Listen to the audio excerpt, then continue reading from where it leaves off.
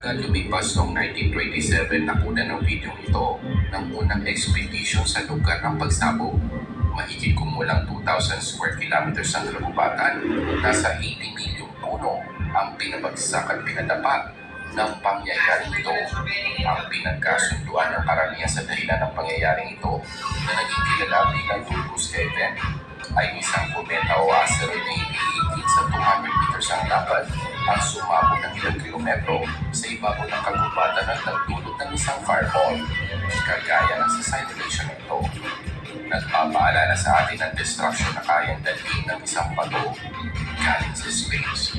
Ang Tunguska event ang nananatiling pinakamalaking impact event sa recorded history at hindi ito ang magiging huli dahil kahit naiwasan ng Earth ang ilang catastrophic events na dulot ng mga asteroids, hindi tayo palaging suswertehin.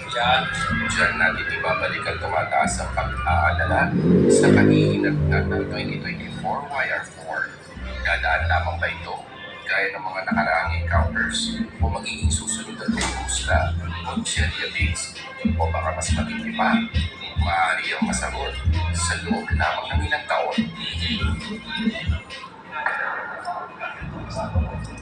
Sa ilang daang siglo, tinanggap na natin ang ating lugar sa cosmos.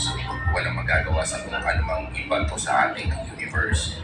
Pero iba na ngayon, hindi na lamang tayo nagmamasid, nagsisimula na tayong lumaban.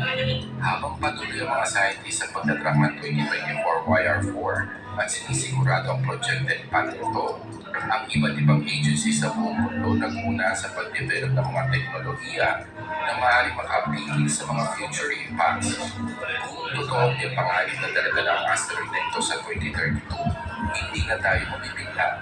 Meron tayong mga options. September 2022, gumawa ng history ang NASA, ang Double Asteroid Redirection Test o DART. Ito ang kauna-unahang attempt na baguhin ang trajectory ng isang asteroid. Ang target ay ang Dimorphos, isang maliit na moon na gumorbit sa isang asteroid, ang Didymos. Nasa 6.8 billion miles ang layo sa Earth. Simple lang ang misyon. Patamayin ang spacecraft sa Dimorphos at high speed at sukatin ang pagbabago ng orbit nito. Kung gagana ito, magiging patunay ito na pwede natin matulak ng bahagya ang isang asteroid sa kanyang orbit bago pa man ito maging mapangalit sa atin. At gumana nga ito, pinaikli ng impact ang orbit ng Dimorphos ng 32 minutes, higit pa sa inaasahan. Ito ay isang mahalagang sandali para sa planetary defense na nagpapatunay na ang isang katauhan hindi na defenseless laban sa mga asteroid.